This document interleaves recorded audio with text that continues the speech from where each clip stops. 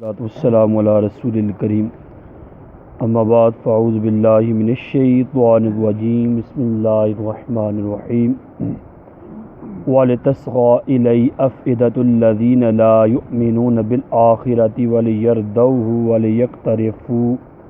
وَلِيَقْتَرِفُوا مَا هُمْ مُقْتَرِفُونَ صدق اللہ و مولانا العظیم۔ سورۃ الانعام پارہ نمبر 8 آیت نمبر 113۔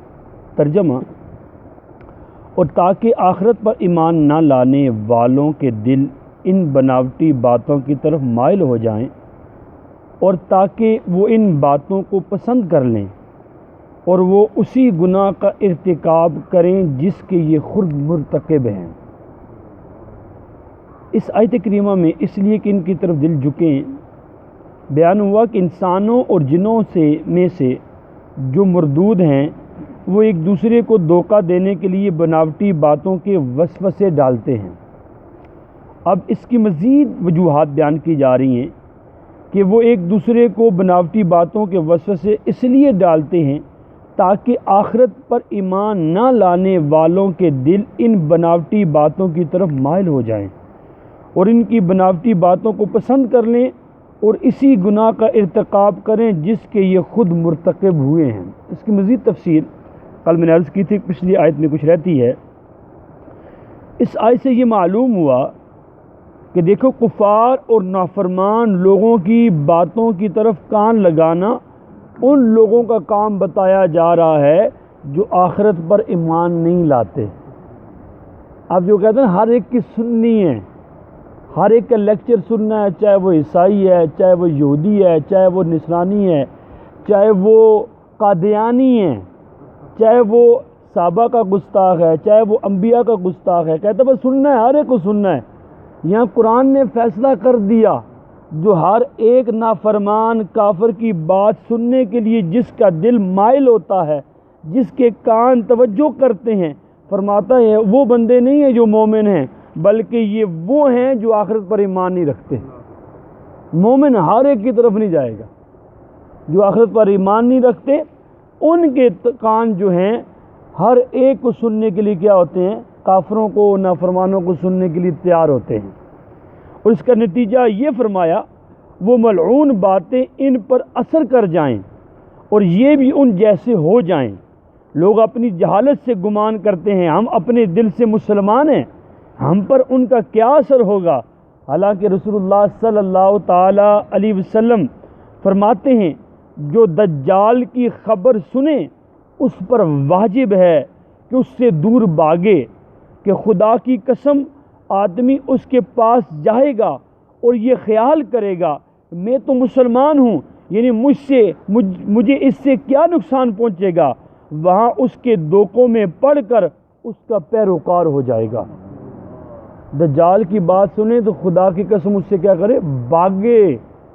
اس کے پاس جا کر وہ گمان کیا کرے گا؟ میں تو مسلمان ہوں، مجھے اس کی دھوکوں کا کوئی اثر نہیں ہوگا۔ حضور فرماتے ہیں، آقا فرماتے ہیں، پیارے آقا صلی اللہ تعالی وسلم فرماتے ہیں اس کے پاس جا کر ان کے دھوکوں میں پڑ کر اس کا پیروکار ہو جائے گا۔ اچھا، اب کیا دجال صرف وہی ہے جو قرب قیامت میں آنا ہے، جسے عیسیٰ علیہ السلام نے ہلاک کرنا ہے، وہی دجال ہے؟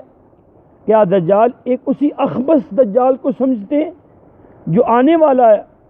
ایسا ہرگز نہیں ہے، بلکہ تمام گمراہوں کے داعی، تمام گمراہوں کی طرف بلانے والے، منادی، ندا کرنے والے گمراہی کی طرف، سب دجال ہیں۔ سب سے دور بھاگنے ہی کا حکم فرمایا گیا ہے۔ جو صحابہ کا گستاخ اس کی مجلس میں جائیں گے تو وہ دجال ہیں، پرلے درجے کے لوگ۔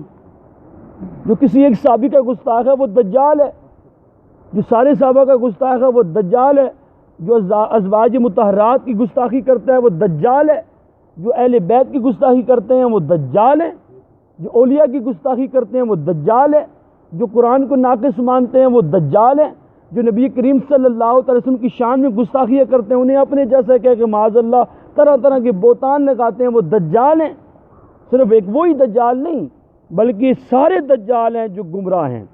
فرمایا سب سے دور بھاگنے کا حکم فرمایا، اور اسی میں یہی اندیشہ بتایا کہ اس کے پاس جائیں گے اسی میں سے ہو جائیں گے۔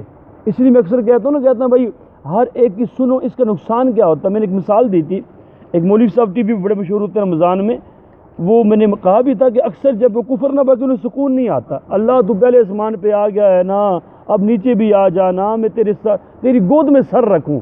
اس طرح کے کفریات اس کی دعا کے اندر بے شمار ہوتے ہیں، اس کے کلام کے اندر بے شمار ہوتے ہیں۔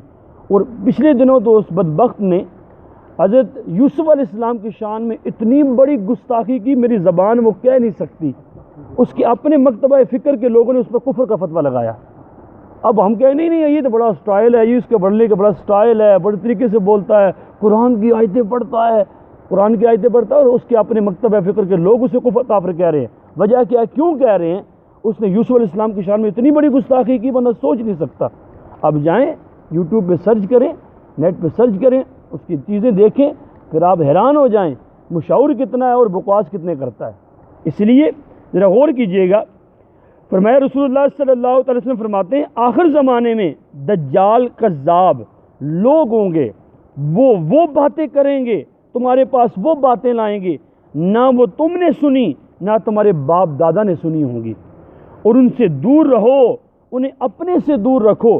ایاکم و ایاہم لا یدلونکم ولا یفتنونکم، ان سے دور رہو، انہیں اپنے سے دور رکھو، ایسا نہ ہو کہیں وہ تمہیں گمراہ کر دیں اور تمہیں فتنے میں ڈال دیں۔ ابو داؤد شریف کی روایت ہے یہ والی۔ اسی طرح اور بھی کئی چیزیں آگے مفسر نے بیان کی، وقت بہت کم ہوتا ہے ہمارے پاس، صرف میں آخر میں تھوڑی سی باتیں عرض کرتا چلوں۔ دیکھو قرآن کریم کیا فرماتا ہے، بے شک اللہ تم پر قرآن میں حکم اتار چکا کہ جب تم سنو کہ خدا کی آیتوں سے انکار ہوتا اور اس کی ہنسی کی جاتی ہے تو ان لوگوں کے پاس نہ بیٹھو جب تک وہ اور باتوں میں مشغول نہ ہوں، اور تم نے نہ مانا جس وقت وہ اللہ کی آیتوں پر اعتراض کر رہے ہیں وہاں بیٹھے جب تم بھی انہی جیسے ہو۔ جہاں دیکھ رہے ہو کہ جہاں گستاخیاں ہو رہی ہیں، جہاں انبیاء کی شان میں گستاخیاں ہو رہی ہیں، صحابہ کی شان میں گستاخیاں ہو رہی ہیں، چاہے اپنی آپ رسمیں پوری کرنے کے لیے، میرے کزن کے بیٹے کی شادی ہے، میرے کزن کی شادی ہے، میرے بھتیجے کی شادی ہے، میرے ماموں کی شادی ہے، وہاں وہ لوگ جمع ہو رہے ہیں جو صحابہ کے گستاخ، نبی کے گستاخ، اب ان پر وہاں وہ بکواسات کر رہے ہیں اور آپ بیٹھے ہوئے ہیں، روکنے پہ قادر ہونے کے باوجود نہیں روک رہے۔ قرآن کا فیصلہ ہے آپ بھی ان جیسے ہو، قرآن کا فیصلہ ہے آپ بھی ان جیسے ہو۔ بے شک اللہ منافقوں اور کافروں سب کو جہنم میں اکٹھا کرے گا۔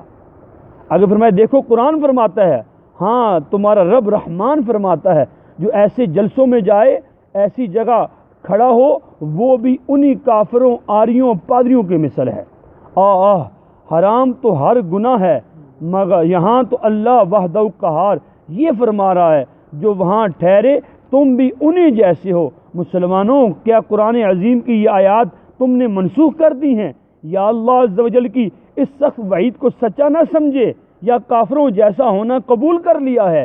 جب کچھ نہیں تو ان جمگٹوں کے کیا معنی ہیں جو آریوں، پادریوں کے لیکچروں، نداؤں پر ہوتے ہیں؟ ان جلسوں میں شرکت کیوں ہے جو خدا، رسول اور قرآن پر اعتراض کے لیے کیے جاتے ہیں؟ بھائیوں میں نہیں کہتا کہ قرآن فرماتا ہے انکم اذا مثلہم، تم ان جیسے ہو۔ ان لیکچروں پر جمگٹا والے، ان جلسوں میں شرکت کرنے والے سب انہی کافروں کی مثل ہیں۔ وہ اعلانیہ بک کر کافر ہوئے، یہ زبان سے کلمہ پڑھیں اور دل میں خدا، رسول اور قرآن کی اتنی عزت نہیں کہ جہاں ان کی توہین ہوتی ہو وہاں ان سے بچیں، تو یہ منافق ہوئے۔ جب فرمایا اللہ انہیں اور ان سب کو جہنم میں گٹھا کرے گا، جہاں تم لیکچر دو اور تم سنو، وہ لیکچر دیں اور تم کیا کرو؟ سنو۔ مسلمان اگر قرآن عظیم کی اس نصیحت پر عمل کریں تو ابھی دیکھیں اللہ تعالیٰ کے دشمنوں کے سب بازار ٹھنڈے ہو جائیں۔ ہوتا کیا ہے، لوگ کیوں زیادہ خراب ہوتے ہیں جو اس طرح کے بکواسات کرتے ہیں؟ آج کے بدبخت آیا ہوا ہے جیلمی نام کا، اس نے تو کسی کو ہی نہیں چھوڑا نا، کسی کو ہی نہیں چھوڑا، ہر ایک کو معاذ اللہ گستاخ، ہر ایک کی شان میں گستاخی شروع کی تھی۔ اب ہوا کیا، اس کا نقصان کیا ہوا کہ وہ کیوں لوگ اسے مشہور ہوتے ہیں کہ ہم لوگ انہیں ترجیح دیتے ہیں، ہم انہیں سنتے ہیں۔ آج کل تو سننے کے لیے محفل میں جانے کی ضرورت نہیں ہے، یوٹیوب پہ سرچ کر لیا، سبسکرائب کر لیا، اب ہوتا کیا ہے اس کا جو بھی بکواس آتا ہے ہمارے پاس پہنچ جاتا ہے۔